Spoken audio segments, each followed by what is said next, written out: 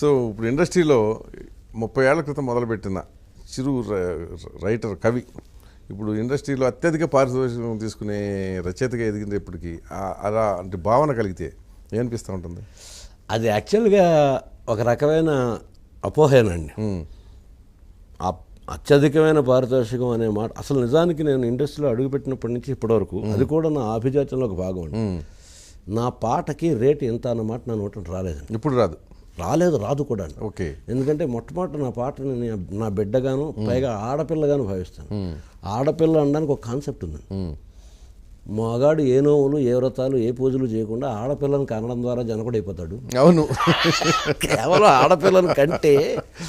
ఎందుకంటే లక్ష్మీదేవి ఇక్కడ ఉండిపోయింది. ఇది మన తల సంప్రదాయం. అవును. వరుడు విష్ణుమూర్తి వరుడు రూపంలో వెతుక్కుంటూ వచ్చి విష్ణుమూర్తికి అల్లుడైపోతాడు ఆడపిల్లని కండం ద్వారా. సో అంత పవిత్రంగా నేను పాఠం చూసుకుంటాను. ఆ రేటు వెల ఈ మాట నా నోటంటే ఏనాడు రాలేదండి. నిజానికి ఇక్కడ ఆర్థికంగా ఆ విషయంలో బాగా నష్టపోయానంటే నేను నష్టపోయానని కూడా చెప్పొచ్చండి. అవునా? 3 నందులు వచ్చిన తర్వాత కూడా నా జీవిక ప్రశ్నగానే ఉండిందండి ఇండస్ట్రీలో. 4 ఏళ్ల తర్వాత కూడా. ఓకే. కారణం ఏంటంటే నేను అడిగేవాడిని కాదు. నేను మీ నుంచి ఒకటి ఆశించేవాడిని. నేను పాట రాసి ఇచ్చాను, దీనికి రేట్ అంటూ వెలంటూ ఏం ఉండదు, ఒక పారితోషికం.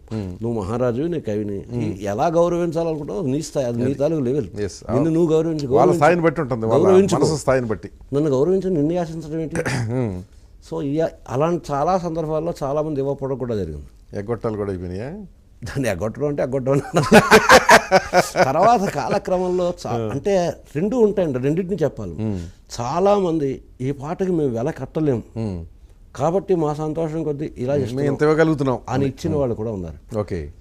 చాలా అత్యధికంగా ఇచ్చిన వాళ్ళు అంటే ఒకళ్ళ పేరు చెప్పకూడదు కాదు కాబట్టి అని ఇచ్చిందేనండి. నన్ను ఎవరైనా మీరు అంత తీసుకుంటారండి, ఏమిటి తీసుకోవటం ఏమిటి? ఒకటి, పాటలో నాకున్న కండిషన్స్ ఇవి. నేను స్త్రీత్వాన్ని కించపరచను, సమాజానికి చెడు సందేశాలు వెళ్ళేటట్టుగా చేయను, యువతను కిర్రెక్కించే చేయను. ఈ 3 పనులు చేయను. అవి కాకుండా ఏదైనా సరే మీకు ఇష్టం ఇంకా ఏదైనా సరే ఎన్ని మ్యాజిక్లైనా చేస్తాను. హాస్యం చేస్తాను, ఎంగేజ్ చేస్తాను, పదాలతోటి అక్షరాలతోటి ఏదైనా చేస్తాను. ఈ 3 అశ్లీలమైన పనులు మాత్రం నేను చేయను. అది రాసిన తర్వాత అకార్డింగ్ టు యువర్ కన్వీనియన్స్. రెండోది ఏంటంటే ఇప్పుడు పెద్ద పెద్ద బడ్జెట్ సినిమాలు అన్నప్పుడు అవును అవి కళ మీద కంటే కాస్ట్ మీద ఎక్కువ ఆధారపడింది.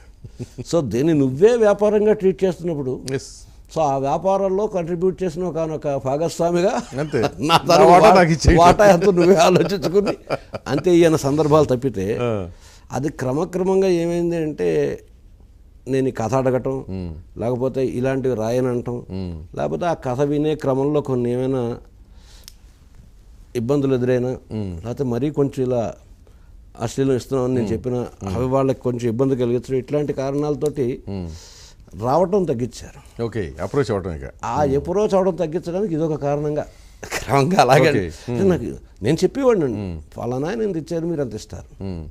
సో నెలకి ఆన్ యావరేజ్ 10 పాటలు రాస్తారు. ఇప్పుడు బాగా తగ్గించాను. ఇప్పుడు తగ్గించారా? అంటే తగ్గించాను అంటే రాయటానికి వాళ్ళు రావటం లేదో, సిచ్యువేషన్స్ లేవో ఏమో నాకు తెలియదు, కానీ నేను తగ్గించాను అనే కంటే నన్ను తగ్గించారంటే బెటర్ ఏమో.